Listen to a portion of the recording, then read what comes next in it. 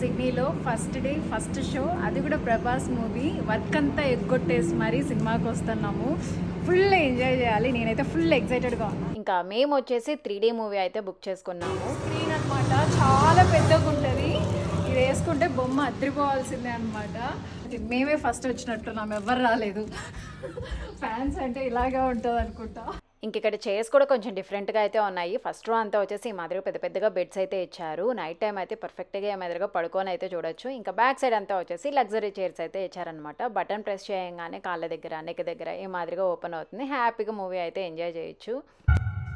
అసలు మూవీ మాత్రం ఎంత బాగుందో తెలుసా. ఒక హాలీవుడ్ అవెంజర్స్ కంటే మించింది తెలుసా. అసలు చాలా బాగుంది. అసలు ప్రభాస్ యాక్టింగ్ కానీ, దీపిక పడుకునేది కానీ ఎంత బాగుందో అసలు. ఖచ్చితంగా చూడాల్సిన మూవీ అయితే. మేమైతే ఫుల్ ఎంజాయ్ చేసాం. పార్ట్ 2 కూడా కంటిన్యూషన్ కోసం నేనైతే